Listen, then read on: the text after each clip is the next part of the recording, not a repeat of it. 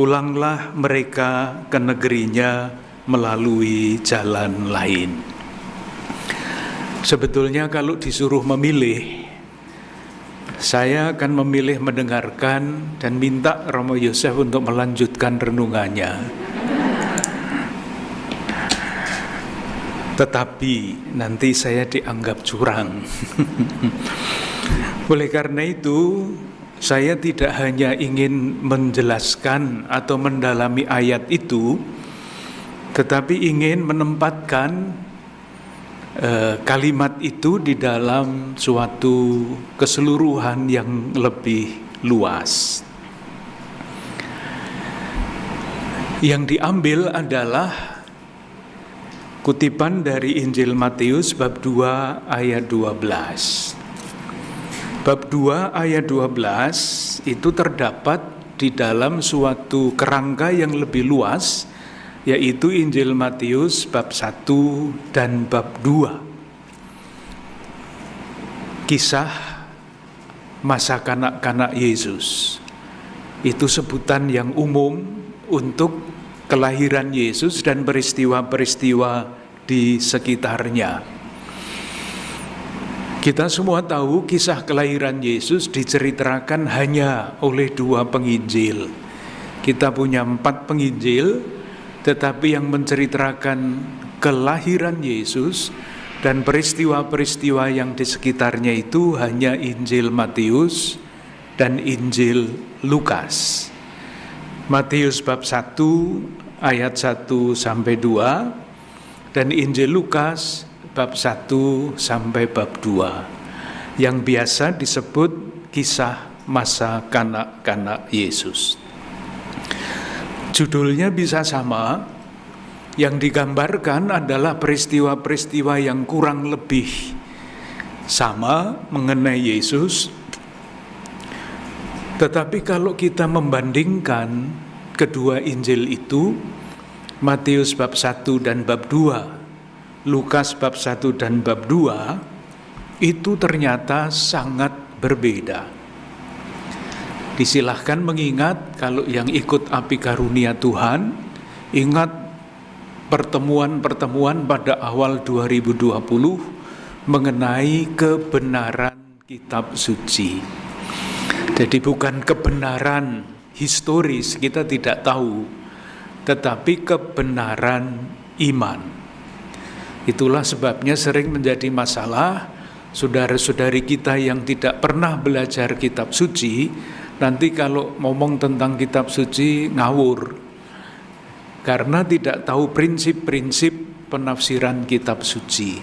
Seperti yang di media sosial rame hari-hari ini, ada jin dan setan di dalam salib, itu hanya menunjukkan amit-amit kebodohan karena tidak paham mengenai menafsirkan kitab suci. Saya ambilkan contoh. Kalau kita ingin mendalami kisah mengenai 3 orang bijaksana, 3 orang Majus dari timur itu, kisah itu hanya terdapat di dalam Injil Matius. Di dalam Injil Lukas tidak ada kisah mengenai orang Majus itu. Karena itu adalah khas cara jalan bagi Matius untuk menjelaskan yang ingin ia sampaikan, menjelaskan pokok iman tentang Yesus. Nanti kalau mulai masuk detail kita terlalu lama. Untuk sementara itu dulu. Demikian juga kalau kita membaca Injil Matius, peran Bapak Yosef itu sangat menonjol. Malaikat tidak bicara kepada Bunda Maria, itu yang paling kita kenal. Maria menerima kabar gembira dari malaikat Tuhan. Itu hanya ada di dalam Injilnya Lukas. Di dalam Injil Matius ceritanya lain. Malaikat Tuhan nampak kepadanya dalam mimpi dan berkata, "Yusuf anak Daud, janganlah engkau takut mengambil Maria." beda. Jadi kalau kita mau mempelajari peranan Bapak Yusuf, kita tidak mencarinya di dalam Injil Lukas karena tidak ketemu. Mesti kita lihat di dalam Injil Matius. Sementara di dalam Injil Lukas, yang sangat menonjol itu bukan Bapak Yusuf, tetapi yang menonjol adalah Bunda Maria. Maka kembali lagi ada di dalam peristiwa-peristiwa doa Rosario, Maria menerima kabar gembira, Maria mengunjungi Elisabet saudaranya, dan sebagainya. Itu ada di dalam Injil Lukas. Dengan demikian, ini adalah tantangan bagi kita untuk lebih mempelajari lagi Injil Matius dan Injil Lukas, khususnya kisah-kisah yang berkaitan dengan kisah masa kanak-kanak Yesus.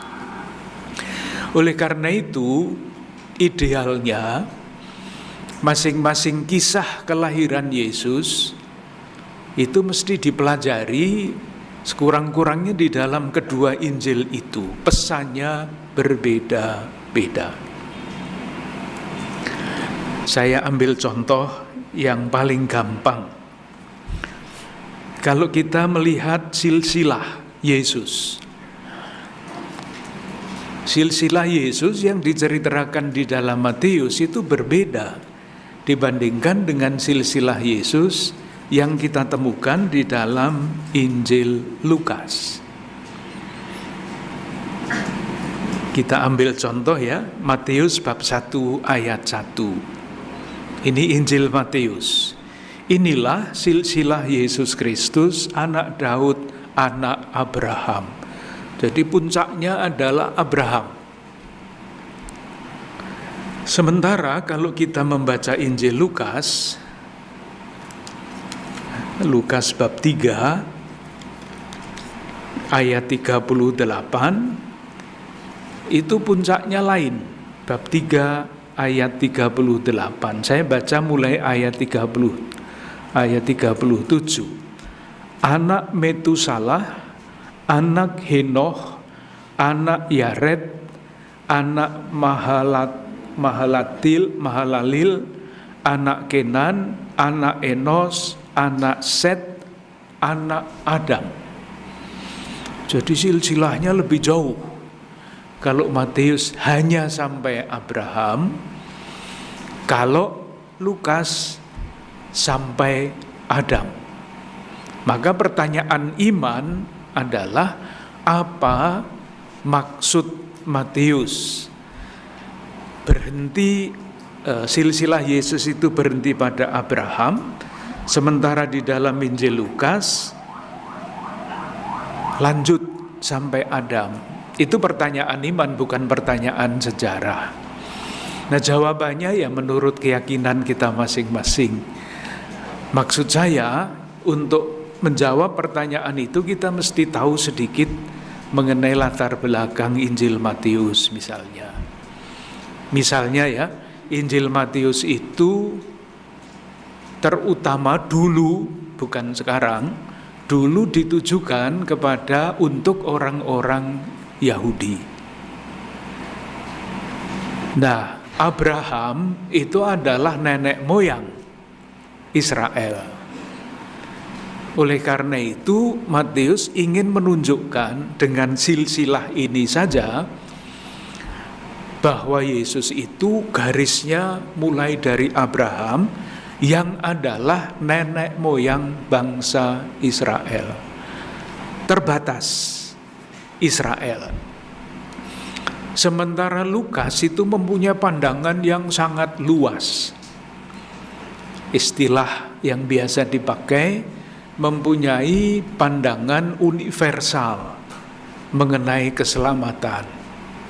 Nah, kalau Abraham itu bapa bangsa Israel, Adam itu adalah bapa bangsa manusia, siapapun dia. Kalau Yesus ditempatkan di dalam silsilah sampai ke Adam, maksudnya, pesannya adalah Yesus itu untuk seluruh umat manusia. Pandangannya berbeda. Jangan ditanyakan mana yang betul, mana yang salah. Kedua-duanya betul. Kedua-duanya benar, kebenaran iman. Jadi saya hanya mau mengatakan secara umum sebetulnya untuk memahami peristiwa kelahiran Yesus dan kisah-kisah yang di sekitarnya, kedua bab dalam Matius dan dalam Lukas itu mesti kita pelajari masing-masing lebih teliti. Itu pengantar umum. Apalagi kalau nanti kita misalnya membaca Injil Lukas bab 2 ayat 11 yang berbicara mengenai kelahiran Yesus. Romo Yosef tadi ditanya dan berusaha menjawab, oh Yesus itu lahir pada tanggal 25 Desember. Betulkah? Enggak betul jelas kalau kita membaca Injil Lukas. Karena di dalam Injil Lukas dikatakan hari ini telah lahir bagimu juru selamat, yaitu Kristus Tuhan di kota Daud. Jadi kapan Yesus lahir menurut Lukas? Nah itulah. Ini kalau dibaca besok tidak berubah kemarin, enggak. Tetapi tetap hari ini itu aktualitas dari peristiwa kelahiran Yesus. Itu yang mengajak, yang tadi yang diajakkan oleh Romo Yosef untuk berputar-putar mengenai kelahiran Yesus hari ini itu apa isinya. Kalau Romo Yosef tadi ya dibantu oleh tukang ojek tadi, itu kelahiran Yesus hari ini. Yesusnya menjadi tukang ojek Romo ya. Lalu Romo siapa? Iya. Baik, itu pengantar umum. Sekarang kita akan melihat secara lebih khusus Injil Matius. Apa yang dilakukan oleh orang Majus itu? Mengapa jauh-jauh pergi dari tempat tinggal mereka menuju Yerusalem? Untuk apa? Saya baca Matius bab 2 ayat 3. Oh maaf, ayat 2. Atau mulai ayat 1. Kok terus mundur ya? Sesudah Yesus dilahirkan di Betlehem di tanah Yudea pada zaman Raja Herodes, datanglah orang-orang Majus dari timur ke Yerusalem dan bertanya-tanya, di manakah dia, raja orang Yahudi yang baru dilahirkan itu? Kami telah melihat bintangnya di timur dan kami datang untuk menyembah dia. Jadi ketika orang Majus dari timur itu mencari Yesus untuk menyembah dia. Dan kemudian pada ayat selanjutnya, pada ayat 11 dari bab 2, ketika sudah ketemu di mana Yesus, maka masuklah mereka ke dalam rumah itu dan melihat anak itu bersama Maria ibunya, lalu sujud menyembah dia. Jadi harapannya bisa menyembah Yesus, dan ketika ketemu sujud menyembah. Kita bertanya, apa pentingnya menyembah? Untuk menjawab itu, menurut jurus-jurus yang sudah biasa kita buat di dalam pembelajaran bersama, kita mencari konkordansi, daftar ayat-ayat, mencari kata sujud menyembah atau mencari kata menyembah. Ternyata kata menyembah kalau dicari di dalam konkordansi itu sangat banyak terdapat di dalam Injil Matius. Kita coba lihat beberapa sujud menyembah. Injil Matius bab 8 ayat 2. Ini kisah Yesus menyembuhkan seorang yang sakit kusta. Bab 8 ayat 2. Saya baca. Maka datanglah seorang yang sakit kusta kepadanya, lalu sujud menyembah. Yang dilakukan oleh orang kusta ini sama persis dengan yang dilakukan oleh orang Majus dari timur itu, sujud menyembah.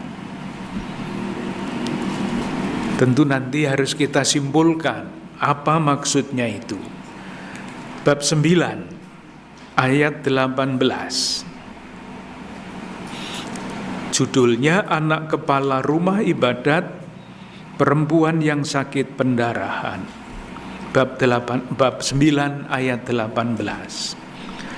Sementara Yesus berbicara demikian kepada mereka, datanglah seorang kepala rumah ibadat lalu menyembah dia. Menyembah lagi.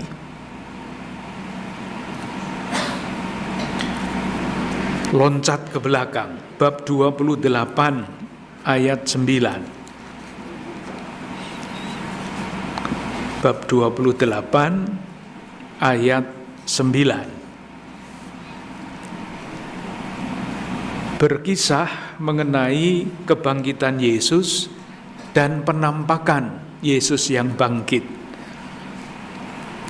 Ayat 9, tiba-tiba Yesus berjumpa dengan mereka dan berkata, "Salam bagimu."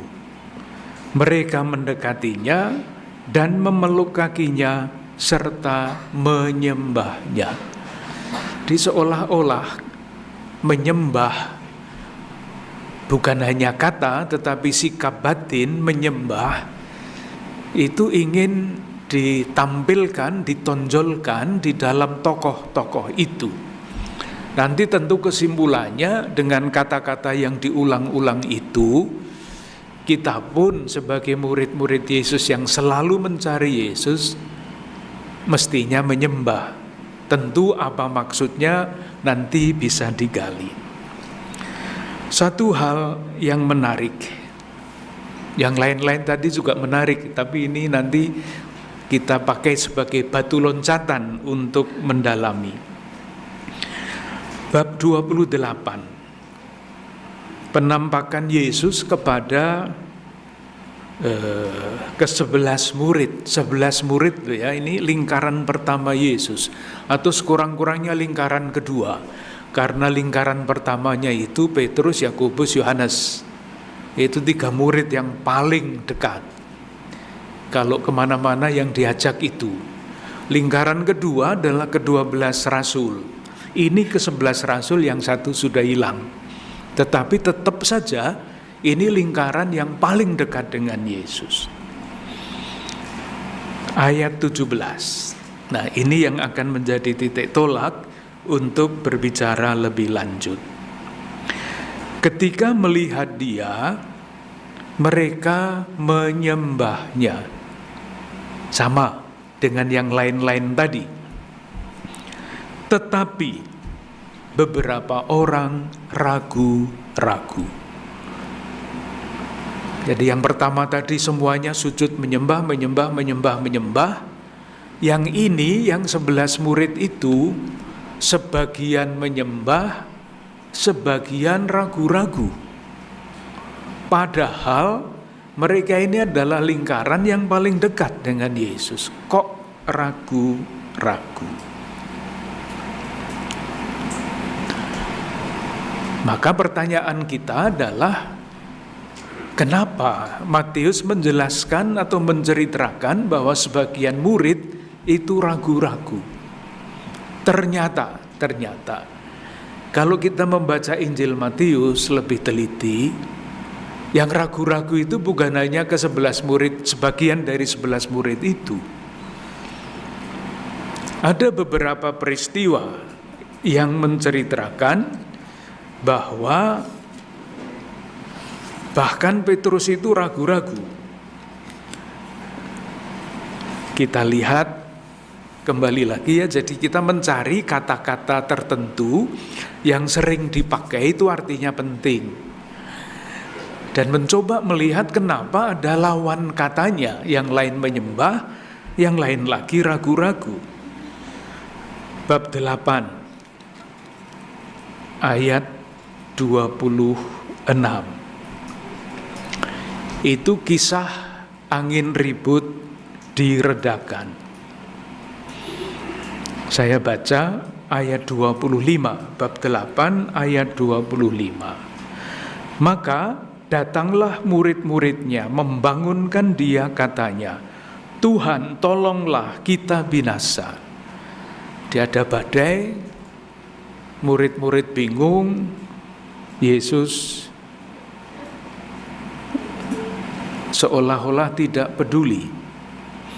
Lalu ayat 26, Ia berkata kepada mereka, mengapa kamu takut, kamu yang kurang percaya? Yang lain-lain tadi kan menyembah, sujud menyembah. Ini lawan katanya, ragu-ragu, kurang percaya. Itu bab 8 ayat 25. Sekarang kita lihat yang mirip-mirip. Bab 14 ayat 31. Bab 14 ayat 31. Yesus berjalan di atas air. Lalu Petrus juga ingin berjalan di atas air, tetapi tenggelam. Untung Tuhan mengulurkan tangannya membantu. Kalau tidak, Petrus ada di dasar Danau Galilea. Kita tidak punya Petrus lagi. Ayat 28. Lalu Petrus berseru dan menjawab dia, Tuhan, apabila Engkau itu, suruhlah aku datang kepadamu berjalan di atas air. Lalu kata Yesus, datanglah. Maka Petrus turun dari perahu dan berjalan di atas air mendapatkan Yesus. Tetapi ketika dirasanya tiupan angin, takutlah ia dan mulai tenggelam, lalu berteriak, Tuhan, tolonglah aku. Ini Petrus ya, bukan yang lain-lain. 31. Segera Yesus mengulurkan tangannya, memegang dia dan berkata, Hai orang yang kurang percaya, mengapa engkau bimbang? Bimbang, ragu-ragu, kurang percaya itu mirip-mirip. Ini Petrus, bukan murid-murid yang lain. Kepalanya para rasul. Dikatakan di sini, mengapa kamu kurang percaya? Mengapa kamu bimbang?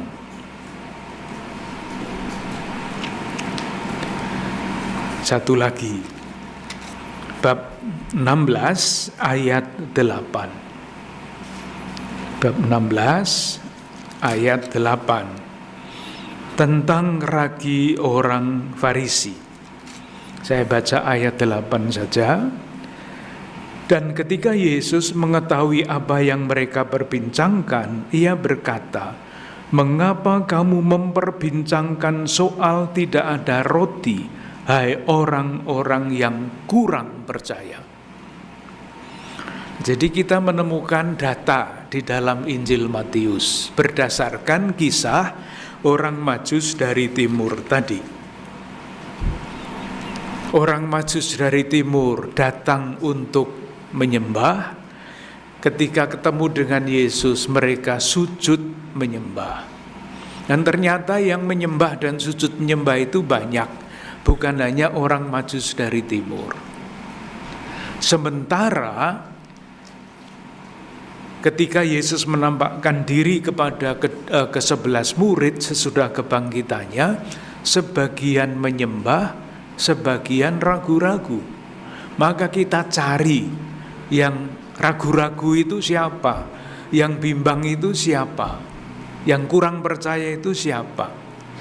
Dicari di dalam Injil Matius, ketemu yang seperti tadi saya coba sebutkan. Termasuk Petrus yang dihardik Yesus, "Hai kamu orang yang kurang percaya, mengapa kamu bimbang?" Itu adalah data dua kata yang berlawanan, sujud menyembah, bimbang ragu-ragu. Apa yang mau dikatakan oleh Matius dengan dua kata yang berlawanan itu?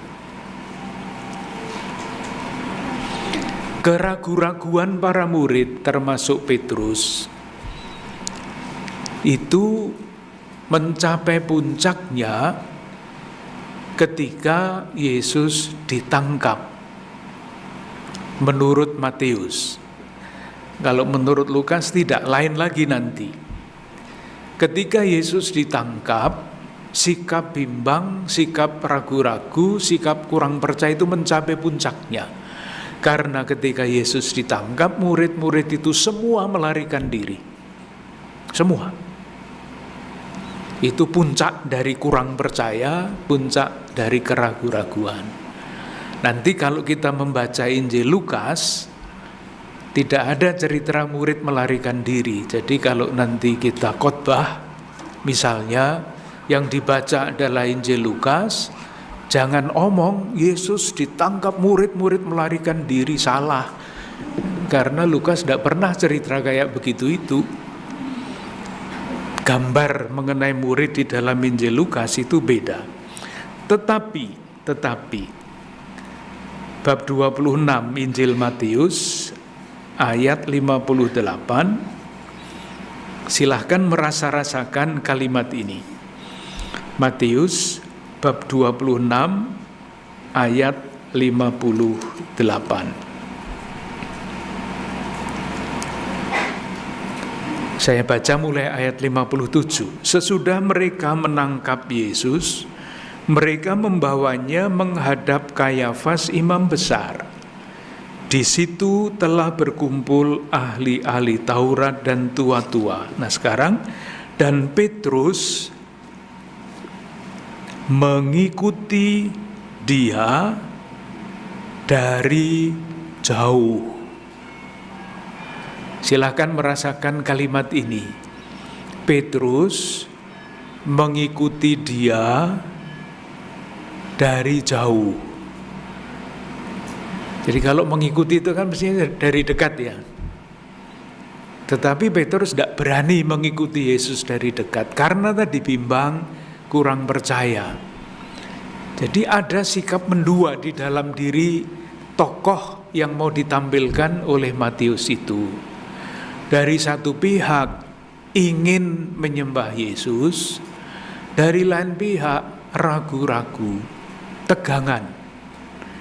Kadang-kadang ketegangan seperti itu muncul di dalam diri siapapun orang yang percaya. Betulkah Yesus itu Tuhan misalnya? Ragu-ragu. Betulkah Yesus itu menampilkan wajah Allah yang Maha Kasih?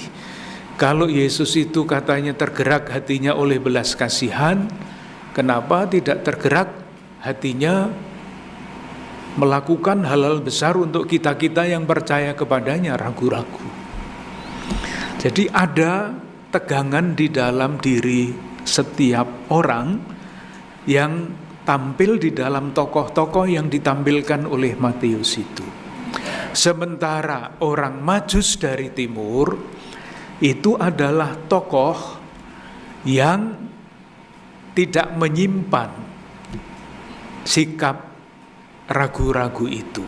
Jadi orang Majus dari timur itu ditampilkan untuk membantu kita pembaca Injil Matius ini untuk tidak ragu-ragu terhadap Yesus dalam keadaan apapun, tetapi selalu mengembangkan sikap menyembah dan sujud menyembah.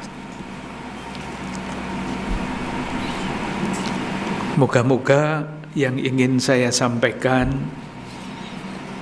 tidak terlalu berbelit-belit. Tentu pertanyaannya adalah, menyembah itu artinya apa? Sujud menyembah itu apa? Apakah cukup berlutut dan dengan sikap begini? Rupa-rupanya tidak. Nah, sekarang saya masuk ke dalam hal yang mungkin agak membingungkan, tetapi moga-moga dapat dijelaskan. Apa yang dilakukan oleh orang Majus dari timur itu? Bab 2 ayat 11. Maka masuklah mereka ke dalam rumah itu dan melihat anak itu bersama Maria ibunya, lalu sujud menyembah dia.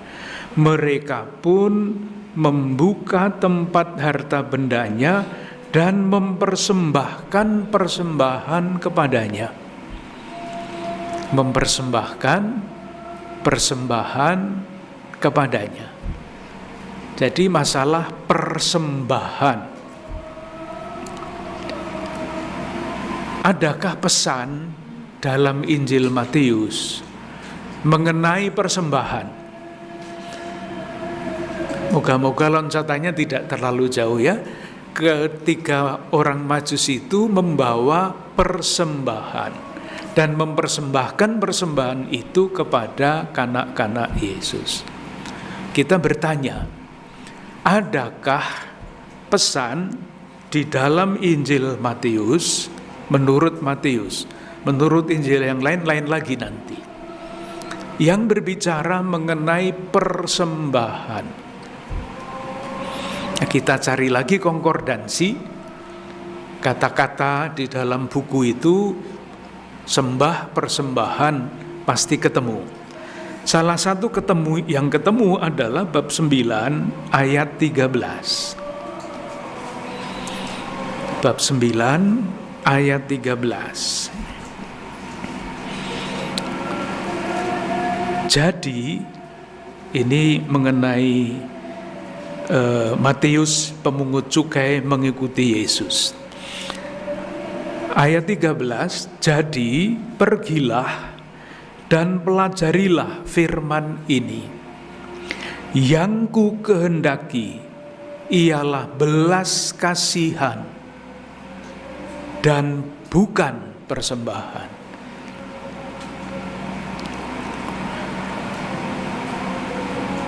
Orang Majus mempersembahkan persembahan 3 jenis itu, bagus. Tetapi dalam hal ini Yesus mengatakan, yang ku kehendaki ialah belas kasihan, bukan persembahan. Bingung kan kita? Moga-moga tidak. Dan bukan hanya satu kali ini saja Matius mencatat kata-kata ini oleh Yesus. Bab 12 ayat 7. Murid-murid memetik gandum pada hari Sabat. Pada ayat 7 bab 12 Yesus mengatakan, jika memang kamu mengerti maksud firman ini, yang ku kehendaki ialah belas kasihan dan bukan persembahan. Sampai 2 kali kalimat itu diulang oleh Matius. Jadi orang Majus dari timur menyembah, membawa persembahan. Tetapi mengenai persembahan ada catatan. Catatannya berdasarkan 2 ayat yang tadi saya sebut, bab 9 ayat 13 dan bab 12 ayat 7. Yang ku kehendaki bukan persembahan, ritual maksudnya, tetapi belas kasihan.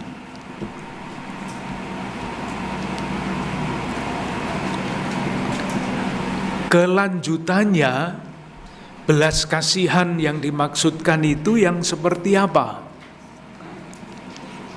Nanti kalau belum jelas untuk saya sendiri akan saya ulangi. Kita mempunyai kisah yang biasa disebut dengan judul pengadilan terakhir. Dalam Injil Matius bab 25 ayat 31 sampai 46. Judulnya pengadilan terakhir. Saya merasa bahwa kisah ini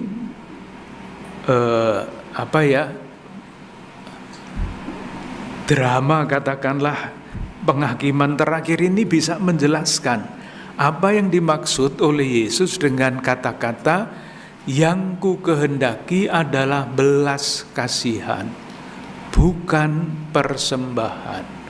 Persembahan dalam arti ibadat ritual yang tidak masuk ke dalam batin, yang tidak ada pengamalannya, sementara belas kasihan itu jelas. Penghakiman terakhir, kisah itu hanya ada di dalam Injil Matius.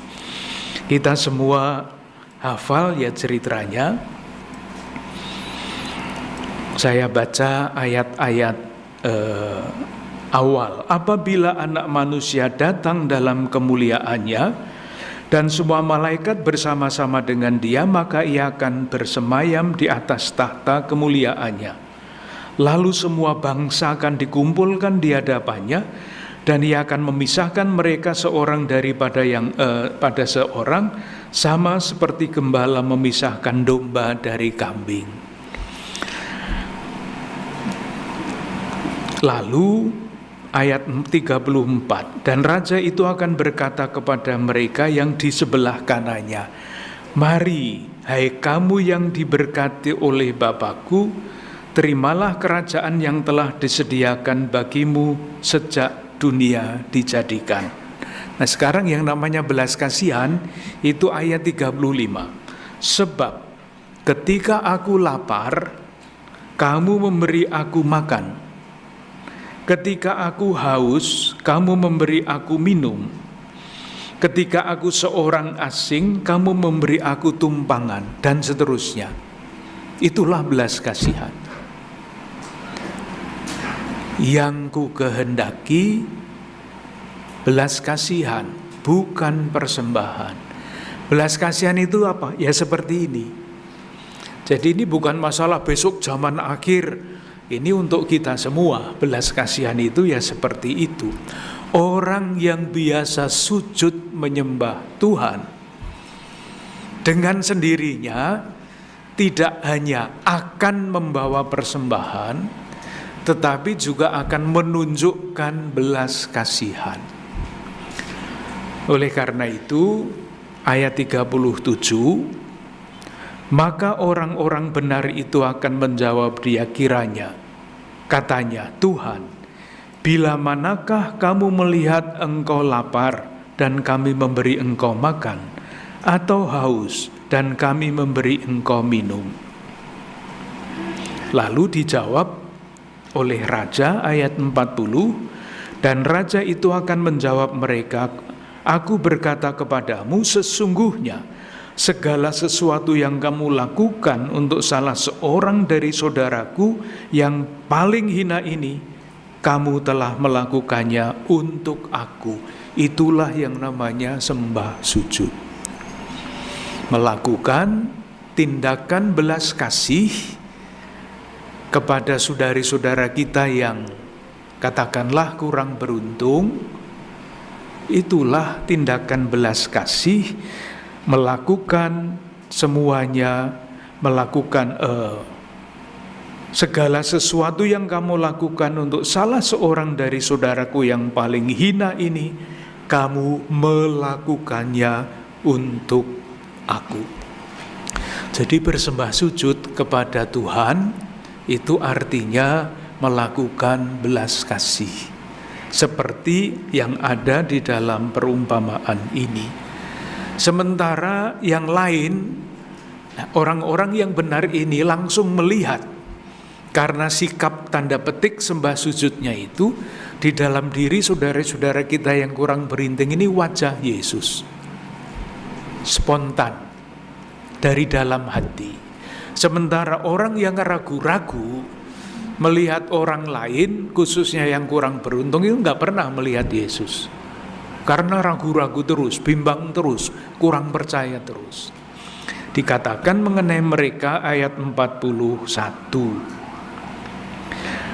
Dan ia akan berkata-kata juga kepada mereka yang di sebelah kirinya, "Enyalah dari hadapanku, hai kamu orang-orang terkutuk. Enyalah dan selanjutnya, sebab ketika aku lapar kamu tidak memberi aku makan. Ketika aku haus kamu tidak memberi aku minum," dan selanjutnya. Inilah sikap orang yang ragu-ragu. Jadi urut-urutannya kira-kira seperti itu. Jadi kita mulai dengan kata menyembah, sujud menyembah, mencari kata-kata menyembah di dalam Injil Matius, ketemu. Ternyata bersama-sama dengan menyembah ada ragu-ragu, kita cari, bimbang, ragu-ragu, kurang percaya, ketemu. Lalu pertanyaannya, apa maksudnya itu? Jawaban kita sementara di dalam diri kita sebagai orang beriman, sebagai orang yang percaya kepada Yesus, ada tegangan. Kita ingin menyembah, tetapi kadang-kadang ragu-ragu.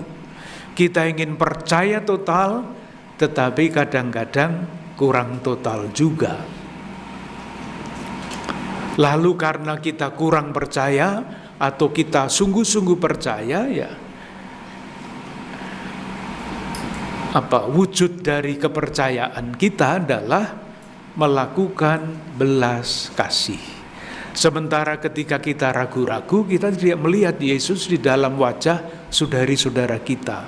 Kalau kita mempunyai sikap sembah sujud, lalu dari sikap sembah sujud yang sejati akan ada kemampuan bagi kita untuk melihat wajah Yesus di dalam wajah saudari-saudara kita yang kurang beruntung itu. Nah, sekarang kita masuk ke yang Matius bab 2 ayat 12. Mereka pulang ke negeri mereka melalui jalan lain.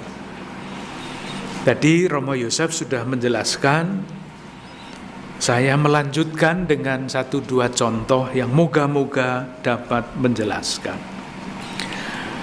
Yang dimaksud dengan mengutip ayat itu, bab 2 ayat 12, adalah memberi makna simbolik dari kalimat itu.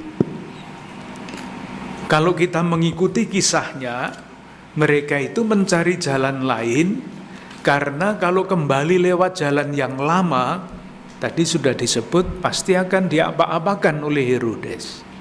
Itu kalau kita melihat kisahnya. Tetapi kalau kita melihat makna simboliknya, rumusannya menjadi begini. Orang pribadi yang sungguh berjumpa dengan Yesus, tidak mungkin hidupnya akan sama dengan yang dulu-dulu. Itu maksudnya. Tentu harapannya ketika kita merayakan Natal, menyambut Yesus yang ada di antara kita, tidak hanya di antara kita, tetapi di dalam hati kita. Kalau kita merasakan kehadiran Tuhan yang seperti itu, hidup kita tidak akan pernah hanya seperti kemarin-kemarin. Pasti ada indikatornya. Orang yang berjumpa dengan Tuhan, berjumpa dalam arti simbolik ya, itu pasti mengalami pembaharuan hidup. Itu kuncinya sebetulnya. Sehingga harapannya ketika kita merayakan Natal, makna dari Natal itu tidak berhenti pada ibadah, tetapi kita cari buah-buahnya. Itulah yang dijadikan PR bagi kita oleh Romo Yosef tadi. Apa artinya Natal berputar-putar terus? Indikatornya adalah kalau ada pembaharuan kehidupan. Jadi kunci yang mau saya jelaskan adalah ketika kita, siapapun, berjumpa dengan Yesus dalam arti seluas-luasnya, akan ada perubahan di dalam kehidupan. Sekarang saya memberikan contoh beberapa mengenai hal itu. Ini bagi saya menjadi sangat penting.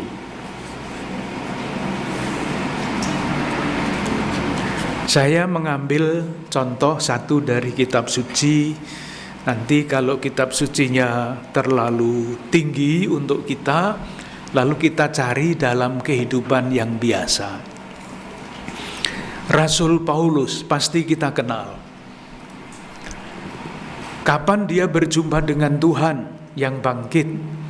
Nanti silahkan baca Kisah Para Rasul bab 9, bab 22, bab 26. 3 kali diceritakan oleh di dalam Kisah Para Rasul. Tetapi kita tahu Kisah Para Rasul itu yang menulis Lukas. Nah sekarang yang mengalami Paulus kok yang menulis Lukas? Mungkinkah kita bertanya kepada Paulus sendiri, Bapak Paulus, apa sebetulnya yang Anda alami ketika Anda berjumpa dengan Tuhan? Kita berandai-andai ya. Kalau kita bertanya kepada Lukas, jawabannya bacalah Kisah Para Rasul bab 9, bab 22, bab 26. Itu kisah perjumpaan Paulus dengan Tuhan. Nah, saya berandai-andai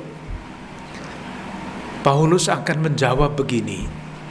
Kalau kalian mau tahu apa yang saya alami ketika saya berjumpa dengan Tuhan, bacalah surat saya kepada orang Korintus bab 2 Korintus bab 4 ayat 6.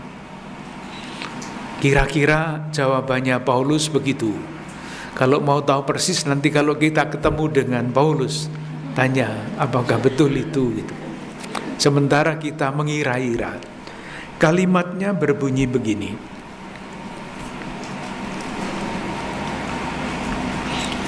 Dua Korintus bab 4 ayat 6.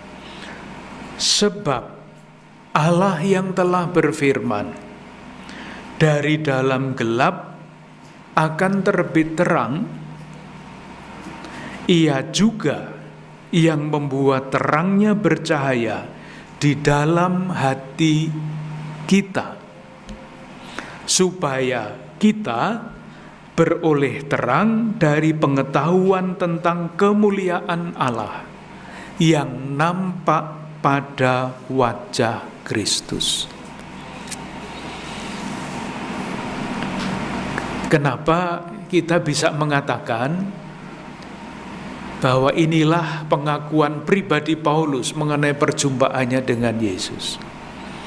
Ada beberapa indikator bicara tentang terang, cahaya. Kan Paulus menurut Lukas kan melihat cahaya sampai dia buta. Nah ini ada cahaya di situ. Lalu kalimat bagian yang terakhir, yang nampak pada wajah Kristus. Itulah yang dia lihat. Lalu artinya apa kalimat ini? Kuncinya itu adalah pada kalimat ini. Sebab Allah yang telah berfirman, dari dalam gelap akan terbit terang. Ini bukan kata-katanya Raden Ajeng Kartini ya. Ini kata-katanya Paulus. Dan kalau kita melihat perikope bab 4 ayat 1 sampai 15, di akhir perikope itu ada petunjuk. Ayat 6 itu adalah tanda petik kutipan dari kitab Kejadian bab 1 ayat 3. Kejadian itu kisah penciptaan. Jadi ini loncatan. Kalau memakai kata-kata sendiri, Rasul Paulus itu kira-kira mau mengatakan begini, saudara-saudara, kalau kalian mau tahu apa yang saya alami ketika saya berjumpa dengan Tuhan, saya merasa diciptakan kembali. Kenapa diciptakan kembali? Itulah sebabnya dia mengutip kitab Kejadian.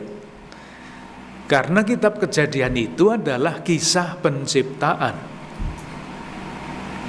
Jadi Paulus kira-kira mengatakan caranya berpikir zaman itu seperti itu. Ketika dia mengutip kitab Kejadian yang adalah kisah penciptaan, dia mau mengatakan, saya merasa diciptakan kembali. Pertanyaannya adalah diciptakan kembali itu artinya apa? Salah satu faham penciptaan itu adalah bukan dari tidak ada apa-apa lalu menjadi semuanya, bukan.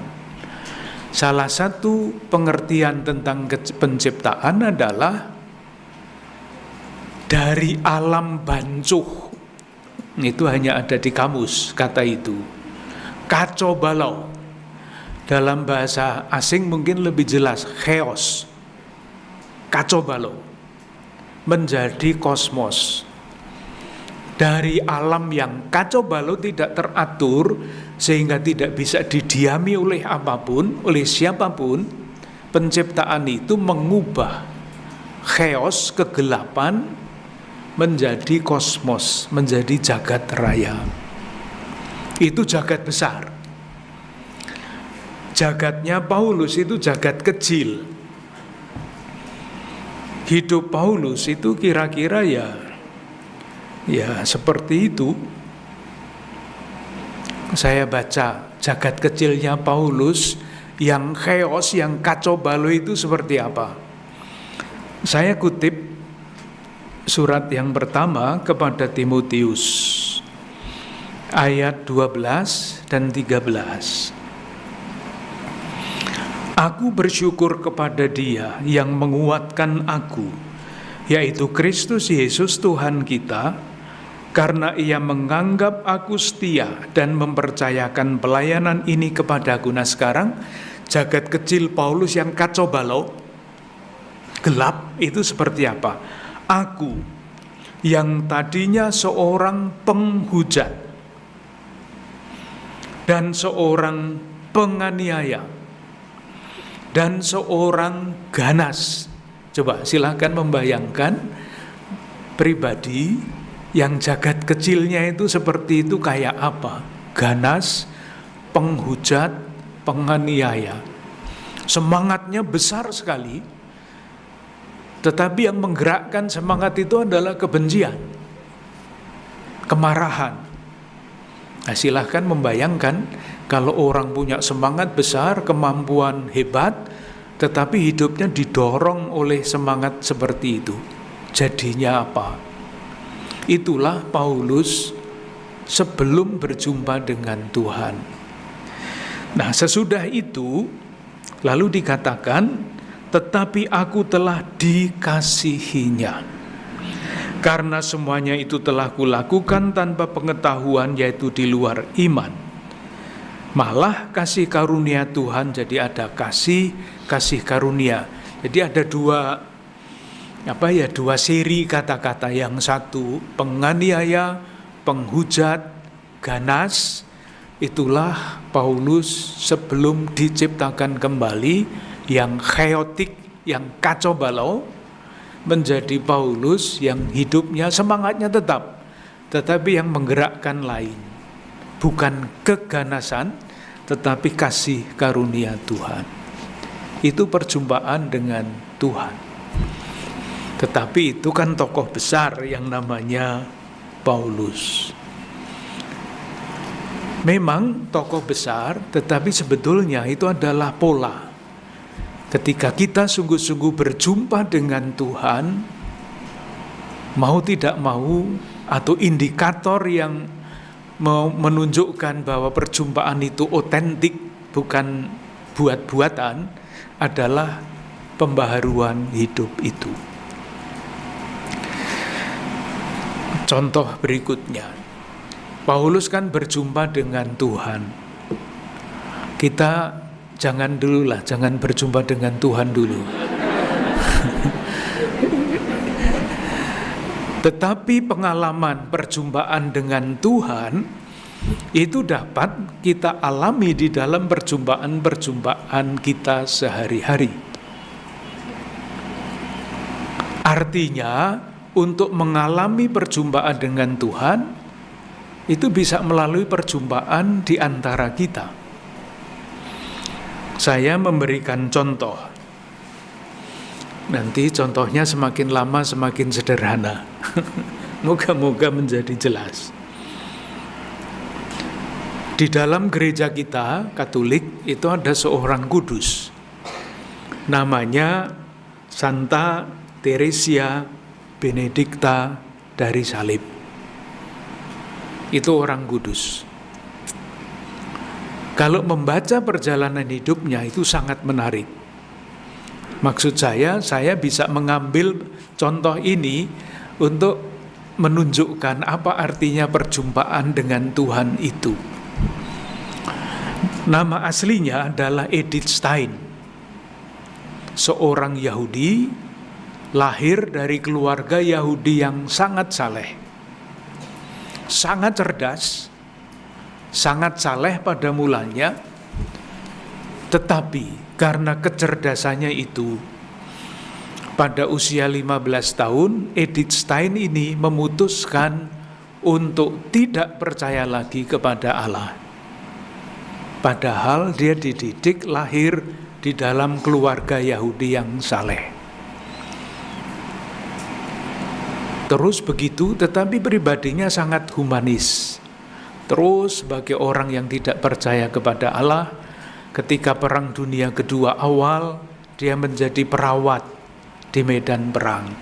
Itu kalau bukan orang yang mempunyai hati, ya nggak mungkin.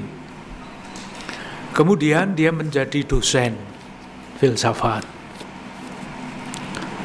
Tetapi tetap saja ateis. Sampai pada suatu hari,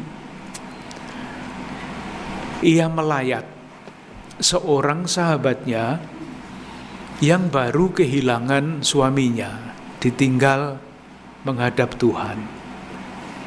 Ini adalah pengalaman yang sangat menentukan di dalam hidup Edith Stein.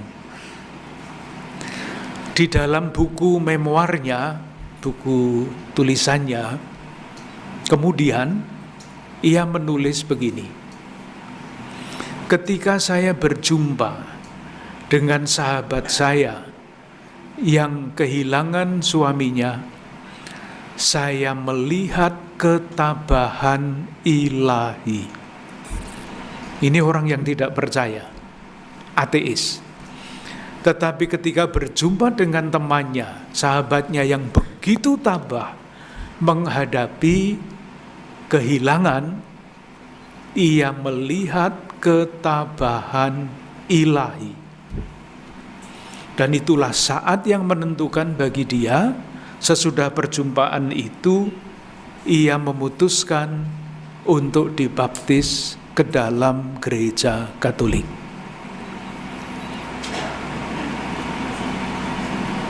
Yang dijumpai teman, yang dilihat adalah ketabahan ilahi.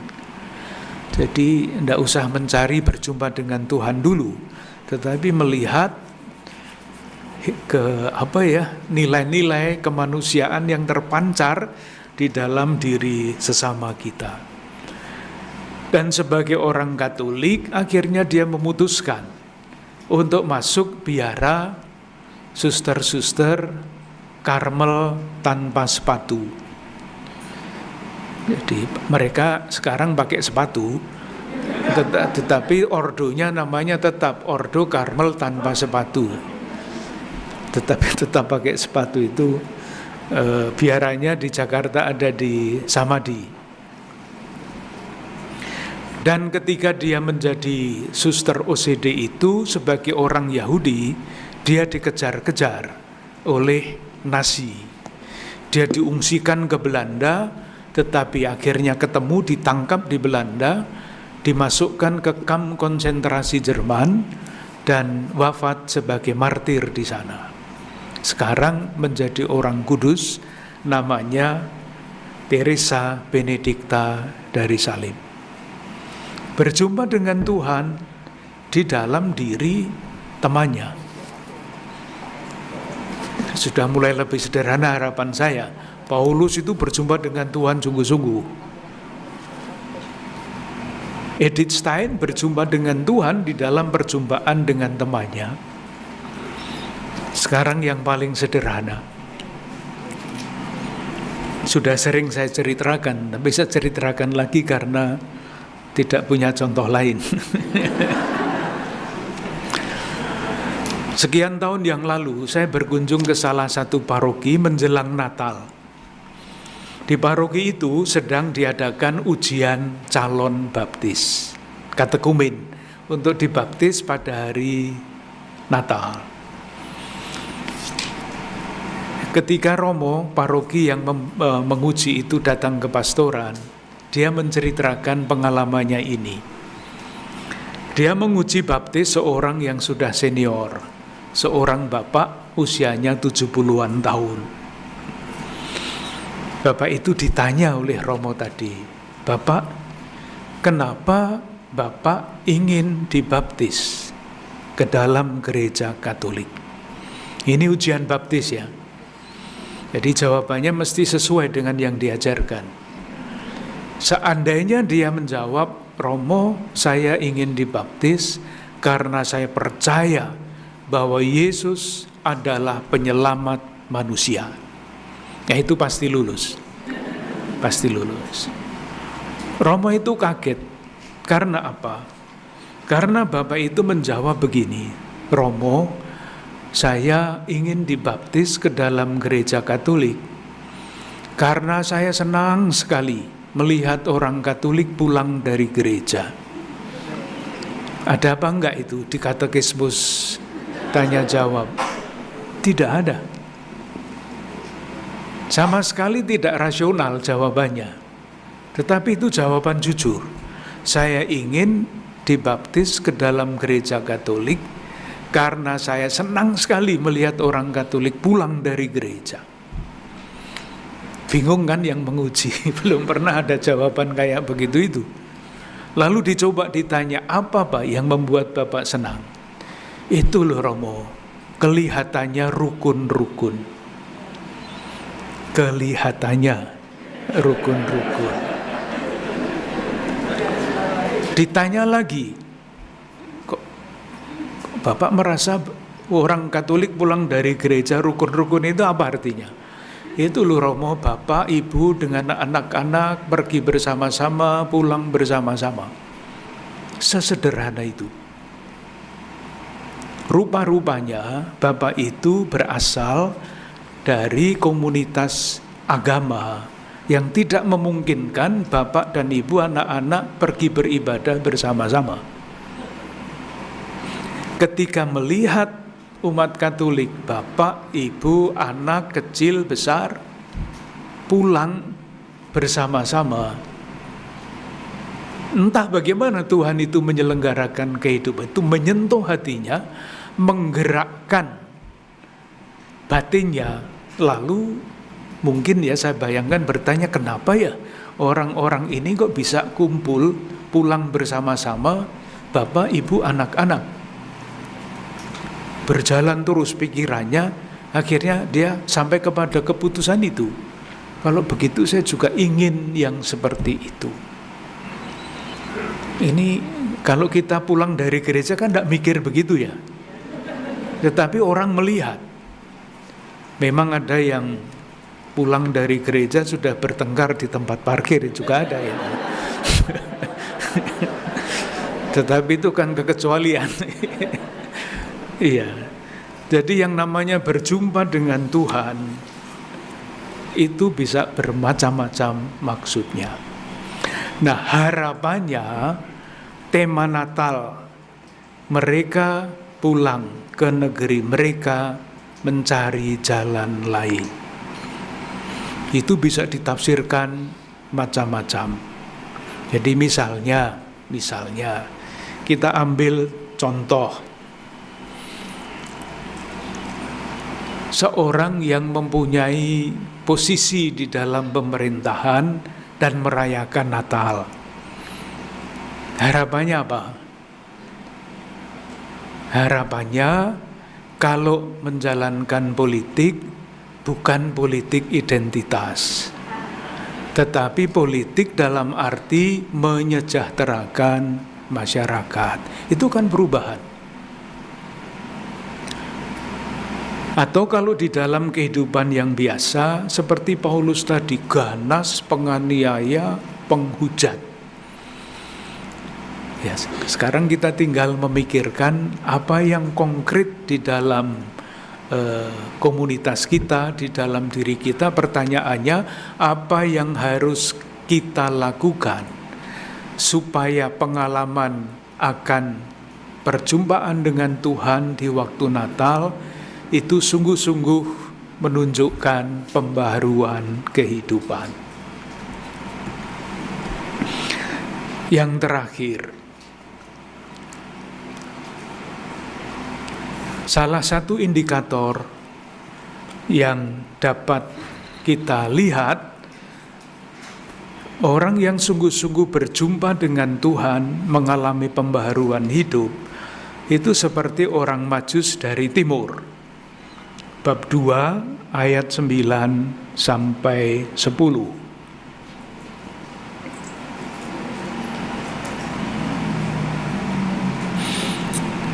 Setelah mendengar kata-kata raja itu, berangkatlah mereka dan lihatlah, bintang yang mereka lihat di timur itu mendahului mereka hingga tiba dan berhenti di atas tempat di mana anak itu berada. Nah, sekarang ketika mereka melihat bintang itu, sangat bersukacitalah mereka. Salah satu indikator, salah satu bukan satu-satunya, perjumpaan yang sejati dengan Tuhan adalah ini, sukacita. Saya selalu mengatakan sukacita itu tidak sama dengan senang. Tidak sama.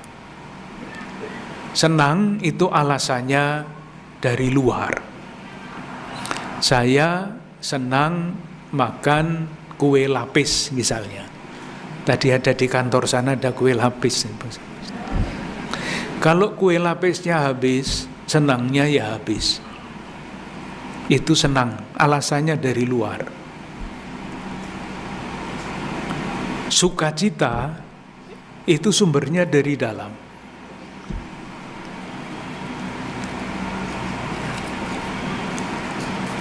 Tidak akan pernah habis, tidak akan pernah hilang.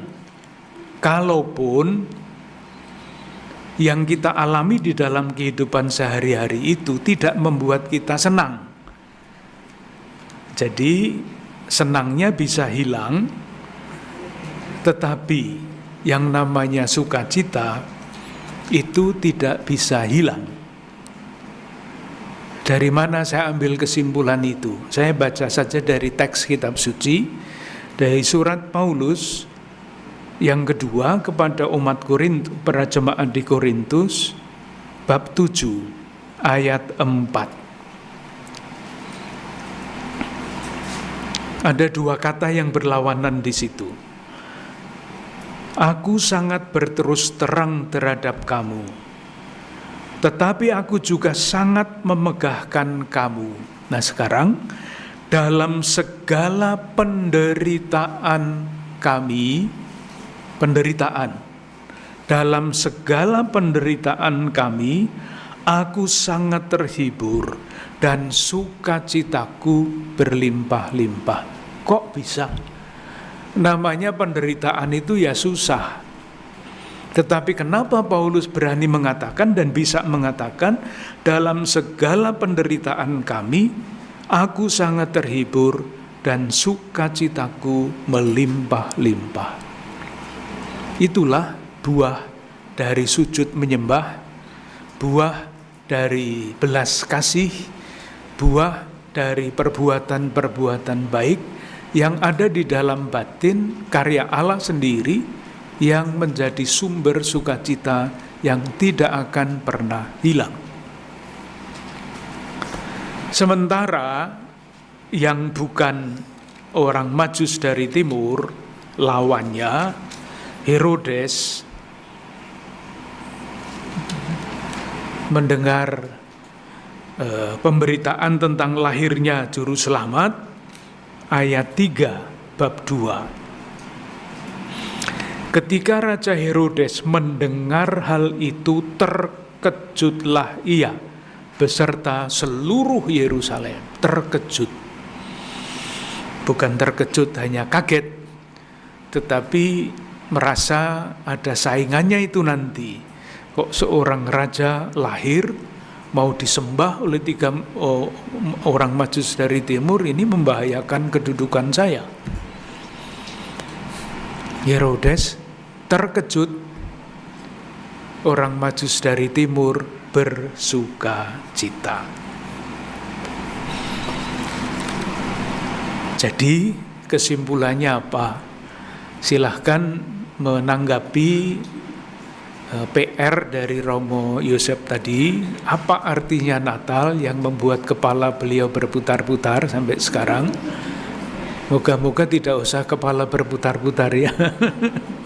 Tetapi kita ditantang untuk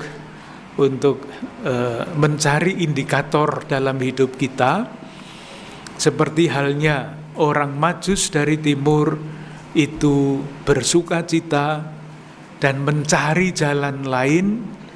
Moga-moga kita pun dapat menemukan jalan lain itu secara kreatif. Saya akan membacakan dongeng terakhir menutup perjumpaan ini. Dongengnya mengenai orang Majus. Yang kita kenal, orang Majus itu ada berapa? Ada 3. Namanya siapa? Gaspar, Melkior, Baltasar. Ada dalam kitab suci apa tidak itu? Tidak ada. Lah siapa yang memberi nama? Jadi kita juga bisa memberi nama menurut nama kita masing-masing kan? Nah, menurut tradisi lain itu ada orang yang keempat, orang Majus yang keempat, namanya Artaban. Nah, ceritanya begini. Saya baca ya karena ini dongeng. Ketika itu Artaban sedang bersiap-siap untuk mengadakan perjalanan mengikuti arah bintang. Ia membawa serta emas, perak, permata, dan bermacam-macam hadiah mahal lainnya sebagai persembahan kepada raja yang baru lahir itu. Dalam perjalanannya untuk bergabung dengan ketiga temannya, Artaban berhenti untuk merawat seorang musafir yang sedang sakit. Ia tinggal beberapa lama di situ. Akibatnya ia tertinggal dalam perjalanan dan kehilangan jejak teman-temannya. Artaban kini sendirian dan ia membutuhkan kendaraan dan perbekalan untuk mengarungi padang gurun. Maka Artaban menjual sebagian hartanya, membeli makanan dan menyewa unta. Ia sangat sedih karena sang raja baru itu akan kehilangan sebagian hadiah darinya. Artaban kemudian melanjutkan perjalanan dan akhirnya tiba di Betlehem. Tetapi sekali lagi ia sudah terlambat. Ada banyak serdadu sedang beroperasi di kota untuk menjalankan perintah Raja Herodes, yaitu membunuh semua bayi laki-laki. Artaban mempunyai akal yang cerdik untuk menyelamatkan bayi-bayi di kampung tempat ia menginap. Ia menyerahkan hadiah-hadiah yang pada mulanya untuk diberikan kepada sang raja. ia berikan kepada komandan serdadu untuk dapat menyelamatkan bayi-bayi yang hendak dibantai. Berkat perbuatannya tersebut, banyak bayi yang luput dari pembantaian, dan ibu-ibu berterima kasih kepada Artaban. Artaban menyadari bahwa perbuatannya itu mengurangi hadiahnya untuk sang raja baru dan menipiskan bekal perjalanannya untuk menemukan sang raja baru. Selama 33 tahun, Artaban mencari dengan sia-sia. Sampai akhirnya ia sampai ke Yerusalem pada hari pelaksanaan penyaliban para terhukum. Artaban segera bergegas ke Kalvari dengan tujuan untuk bertemu para serdadu Romawi dan memberikan permata yang masih ada padanya agar orang yang bernama Yesus dibebaskan. Sebab pada malam hari sebelum penyaliban tersebut ia bermimpi seseorang mengatakan bahwa Yesus itu adalah raja baru yang selama ini ia cari. Dalam perjalanannya ke Kalvari, ia melihat ada seorang muda yang diseret sepanjang jalan menuju pasar budak. Pemuda itu berseru minta tolong kepadanya. Tanpa pikir panjang, Artaban melepaskan permata-permata terakhir yang ada padanya sebagai tebusan anak muda tersebut. Artaban tidak memiliki harta lagi sebagai hadiah untuk sang raja.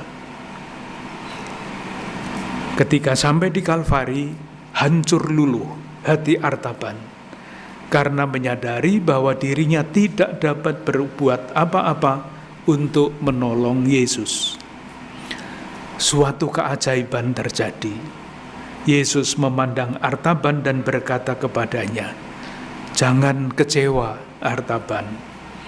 Kamu telah membantu aku sepanjang hidupmu. Ketika aku lapar, engkau memberi aku makan. Ketika aku haus, engkau telah memberi aku minum. Ketika aku telanjang, engkau memberi aku pakaian. Ketika aku di penjara, engkau menjenguk aku." Dongengnya selesai. Itulah yang namanya yang ku kehendaki adalah belas kasihan, bukan persembahan. Amin.